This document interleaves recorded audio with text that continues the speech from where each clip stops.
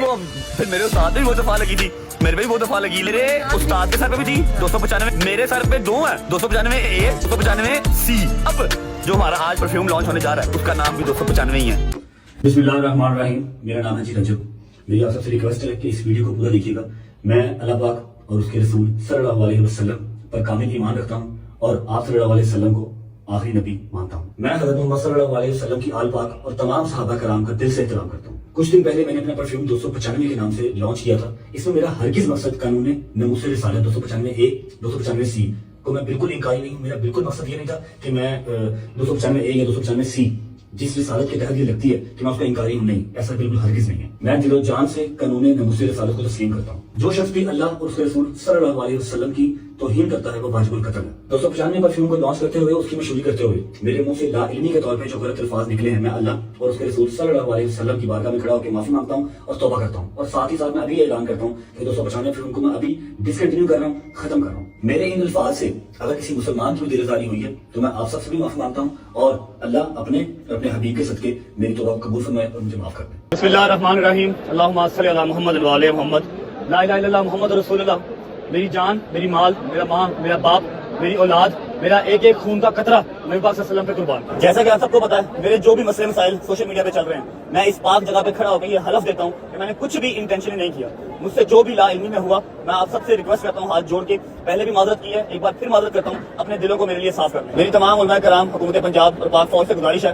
कि इस मामले में नजरसानी की जाए और मुझे इंसाफ दिलवाया जाए। और जिस नंबर की दिफा मुझ पर लगाई जा रही है, मैंने अपने व्लॉग में भी बताया था कि 295 मुझ पे झूठी लगाई गई है, लेकिन झूठा काट दिया गया और 295 के ऊपर फतवा दे दिया गया। खैर, मैं फिर भी इस पाक जगह पे खड़ा होकर अल्लाह और उसके रसूल और तमाम मुसलमानों से एक बार फिर माजरत करता हूँ। पाकिस्तान में इस वक्त सबसे ज़्यादा व्यूअरशिप रखने वाला फैमिली व्लॉगर रजब भट्ट इस वक्त इंतहाई मुश्किल के अंदर है।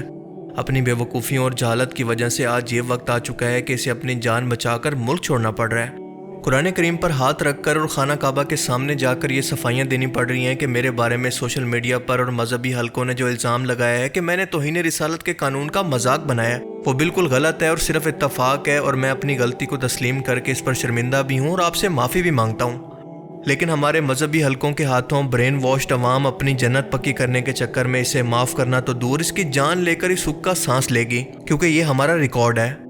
अल्लाह अपने बंदे के सिवाय शिर्क के हर बड़े गुनाह को माफ़ कर देगा, लेकिन हमारी अवाम इसको माफ़ नहीं करती। अब ये तमाम मामला दरअसल है क्या, पहले ये जान लें और इसके बाद इस पर ज़रा डिटेल में बात करते हैं। पाकिस्तानी कानून के अंदर दफ़ा 295 एक ऐसा कानून है जो कि किसी मजहबी जमात के जज्बात को मजरूह करने, मुक़द्दस हस्तियों की तौहीन करने या फिर मजहबी तौहीन से मुतल्लिक संगीनी और सज़ा को डिफ़ाइन करते हैं ताकि तमाम मजहबी कम्युनिटीज़ आपस के अंदर अमन से रह सकें। पहली है 295 ए जो कि किसी भी शख्स के खिलाफ उस वक्त लागू होती है जो कि जानबूझकर और बदनीयती से किसी भी मजहब के मानने वालों के जज्बात को ठेस पहुंचाए, फिर चाहे वो लिखी हुई सूरत में हो, बोलकर या फिर दिखाकर या फिर किसी भी तरीके से। अब याद रहे कि यहाँ पर मेंशन है कि जानबूझकर, और अगर कोई भी शख्स किसी शख्स पर 295 ए का इल्ज़ाम लगाता है तो कोर्ट के अंदर ये साबित करना होता है कि ये सब कुछ इसने जानबूझकर किया और इसकी सज़ा 10 साल कैद, जुर्माना या फिर दोनों हो सकती हैं। 295 बी कुरान मजीद की बेहुरमती पर सज़ा से मुतल्लिक है और इस दफ़ा के तहत अगर कोई फ़र्द कुरान मजीद की बेहुरमती करे, इसकी तौहीन करे या फिर किसी भी तरीके से इसकी बेअत भी करता है तो इसको उम्र कैद की सज़ा दी जा सकती है। जबकि 295 सी नबी करीम सल्लल्लाहु अलैहि वसल्लम की शान में गुस्ताखी पर सज़ा से मुतल्लिक है, जिसके मुताबिक अगर कोई शख्स ज़बान से, लिख कर या फिर किसी भी तरीके से नबी करीम सल्लल्लाहु अलैहि वसल्लम की शान में गुस्ताखी करे तो इस पर यह संगीन सज़ा लागू होती है, जिसकी सज़ा है उम्र कैद या सज़ाए मौत और जुर्माना दोनों हो सकते हैं। अब इस सेंसिटिव कानून पर बात करने से पहले एक बात क्लियर कर लें कि नबी करीम सल्लल्लाहु अलैहि वसल्लम की हुर्मत पर हमारी जानें भी कुर्बान है और कोई भी शख्स उस वक्त तक मुसलमान हो ही नहीं सकता जब तक इसे खुद से और अपने तमाम घर वालों से बढ़कर रसूलुल्लाह सल्लल्लाहु अलैहि वसल्लम से मोहब्बत ना हो, क्योंकि ये हमारे ईमान का तकाजा है। लेकिन यह भी एक तल्ख हकीकत है कि इस 295 के तीनों कानून का इस मुल्क के अंदर मजहबी ब्रेन वॉश तबके ने अपने फ़ायदे के लिए सबसे ज़्यादा गलत फ़ायदा उठाया है। जब किसी शख्स पर इल्ज़ाम साबित होने से पहले ही मजहबी शिद्दत पसंदों की तरफ से अपनी आवाम को शख्स के खिलाफ उकसाया जाता है और एट दी एंड इसको कत्ल कर दिया जाता है। इस मखसूस मजहबी तबके ने लोगों को जज्बाती तौर पर ब्रेन वॉश करके अपनी शोहरत, अपने चंदे और अपने पॉलिटिकल फ़ायदे तो हासिल कर लिए, लेकिन एक ऐसी ख़तरनाक मॉब मेंटेलिटी लोगों के ज़हन में पैदा की है जो कि एक सोसाइटी के लिए इंतहाई ख़तरनाक है।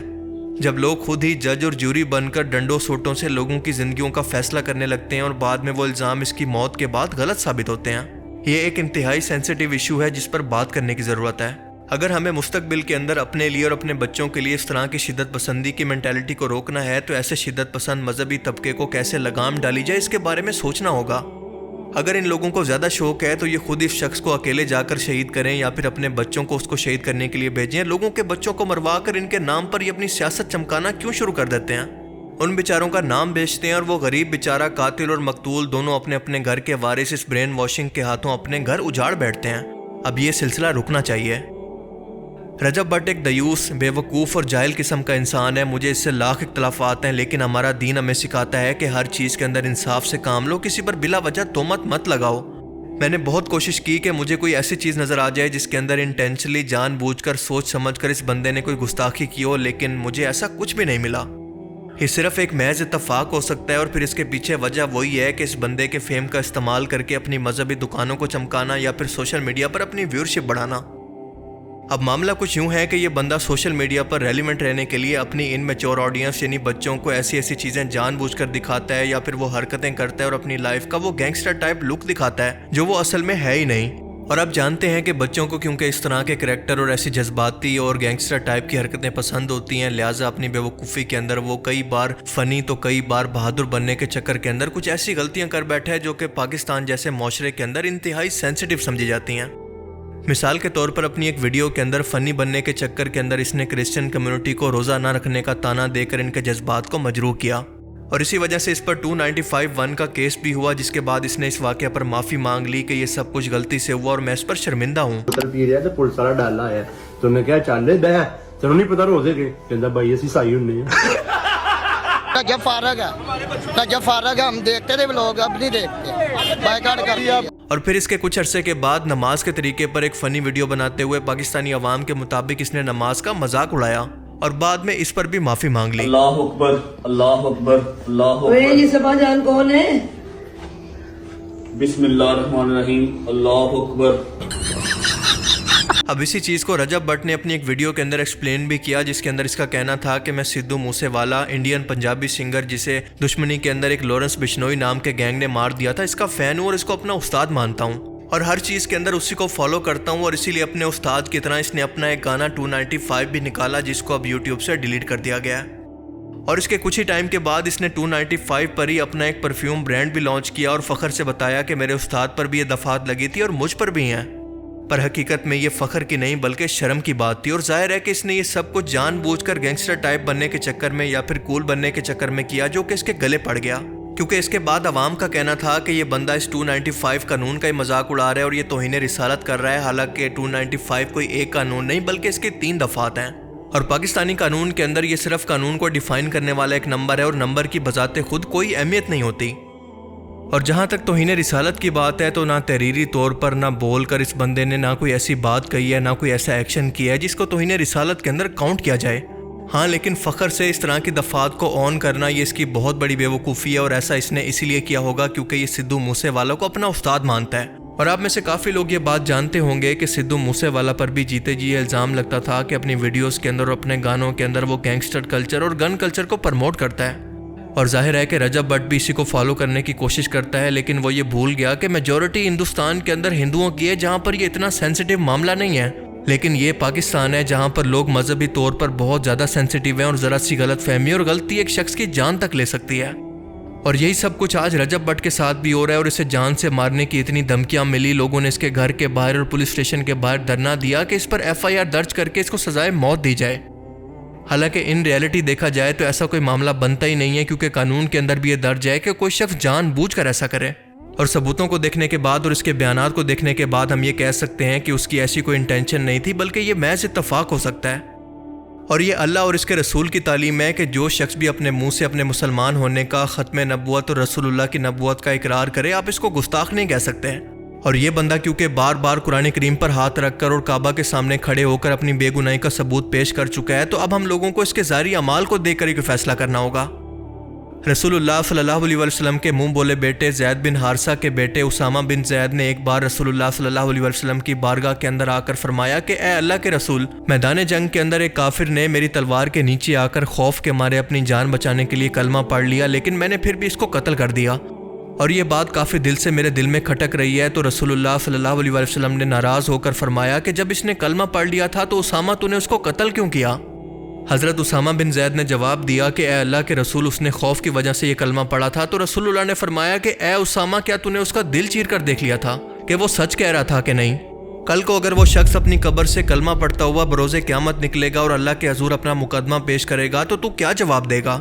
اللہ کے رسول نے یہ الفاظ اتنی بار دہرائے کہ اسامہ تو کیا کرے گا، اسامہ تو کیا کرے گا، کہ حضرت اسامہ فرماتے ہیں کہ میں نے سوچا کہ کاش اس سے پہلے میں مر کر مٹی ہو گیا ہوتا، یا پھر آج ہی کلمہ پڑھ کر مسلمان ہوا ہوتا تاکہ میرا یہ گناہ تو معاف ہو جاتا۔ ہمارے نبی کی تعلیم تو یہ ہے، لیکن مذہبی شدت پسند اور کچھ ویورشپ کے بھوکے اپنے مذہبی اور سیاسی مقاصد کے لیے آپ لوگوں کو استعمال کرتے ہیں، آپ لوگوں کو جذباتی کر کے آپ کی ذہنی کنڈیشن کا فائدہ اٹھاتے ہیں، اور انہی لوگوں کی تعلیم ہے کہ کسی بے گناہ کو بنا کسی صفائی کا موقع دیے ان کو مار ڈالو، کاٹ ڈالو۔ لیکن آپ کو بتاتا چلوں کہ ایک ناحق قتل شرک کے بعد اللہ کو سب سے زیادہ ناپسند ہے، اور قیامت کے دن سب سے پہلے اسی ناحق قتل کا فیصلہ ہوگا، جب مقتول اپنے قاتل کو پیشانی کے بالوں سے پکڑ کر گھسیٹتا ہوا اللہ کے عرش کے پاس جا کر کہے گا کہ اے اللہ، اس شخص نے مجھے دنیا کے اندر بے قصور قتل کیا، مجھے آج انصاف چاہیے۔ تو ذرا سوچ کر دیکھیں کہ اگر آپ نے کسی شخص کو بے گناہ قتل کیا تو قیامت کے روز ثواب تو دور کی بات، آپ کے ساتھ کیا معاملہ ہوگا؟ اور اس کے علاوہ ہمارے نبی کی تعلیم یہ ہے کہ کوئی فاسق شخص اگر تم تک کوئی خبر لے کر آئے تو پہلے اس کی تصدیق کر لیا کرو، کیونکہ ایسا نہ ہو کہ بے خیالی کے اندر تم کسی بے گناہ کو سزا دے بیٹھو۔ اس لیے آپ لوگوں کو جذباتی ہو کر اس طرح کے معاملات کے اندر کسی بھی لیڈر کو فالو کرنے کے بجائے سب سے پہلے خود ریسرچ کرنی چاہیے۔ اور جو لوگ جان بوجھ کر اپنے فائدے کی خاطر لوگوں کو اکسا رہے ہیں، میں ان لوگوں سے کہنا چاہتا ہوں کہ آپ بہت خطرناک کھیل کھیل رہے ہیں، کیونکہ کل کو یہ چیز آپ لوگوں کے گلے بھی پڑ سکتی ہے۔ کل کو اگر خدا نخواستہ آپ کے منہ سے غلطی سے یا پھر آپ کے ایکشن سے کچھ ایسا ہو گیا جو کہ لوگوں کی نظر میں توہین ہوا، تو پھر آپ کو بھی اپنی خیر منانی چاہیے، کیونکہ یہ مائنڈ سیٹ تو آپ کا ہی دیا ہوا ہے، جیسا کہ مفتی طارق مسعود صاحب کے ساتھ بھی ہو چکا ہے۔ کل کو آپ کے ساتھ بھی ایسا ہوگا کہ کسی اور ملک کے اندر بھاگ کر آپ کو اپنی جان بچانی پڑے گی۔ سب سے بڑھ کر نہ صرف پاکستان بلکہ ایسے واقعات پوری دنیا کے اندر رپورٹ ہوتے ہیں، اور مسلمانوں کا ایک شدت پسند رویہ پوری ویسٹرن سوسائٹی کے اندر رپورٹ ہوتا ہے، اور اسی طرح کے چند واقعات کو ویسٹرن میڈیا کوریج دے کر رپورٹ کرتا ہے تاکہ مغرب کے اندر مسلمانوں کے خلاف شدت پسندی کا امیج بڑھے اور لوگوں کو اسلام قبول کرنے سے روکا جا سکے۔ اور آج اسی وجہ سے ویسٹرن ملکوں کے لوگ اسلام اور داڑھی والے شخص سے خوف کھاتے ہیں اور اس کی بات تک کو سننا پسند نہیں کرتے۔ اسی لیے اس چیز کو، اس مائنڈ سیٹ کو آپ کو، مجھے اور ہماری حکومت کو مل کر ٹھیک کرنا ہوگا۔ ان مذہبی ٹھیکیداروں، شدت پسندوں اور آگ اگلنے والوں کو بھی اس ملزم سمیت قانون کے مطابق جیلوں میں ڈالنا ہوگا جو کہ ان سے موٹیویٹ ہو کر ایسا کوئی ایکسٹریم قدم اٹھاتے ہیں۔ لوگوں کے اندر اویئرنیس اور اصل دین کی تعلیمات کو پھیلانا ہوگا تاکہ ان کی دکانیں بند ہو سکیں، اور ایک مسلمان اپنے آپ کو مسلمانوں کے معاشرے کے درمیان محفوظ تصور کر سکے، نہ کہ غیر مسلموں کے معاشرے کے درمیان۔ اللہ تعالیٰ سے دعا ہے کہ وہ ہمیں سمجھنے کی اور نیک عمل کرنے کی توفیق عطا فرمائے۔ Thanks for watching this video. اللہ حافظ۔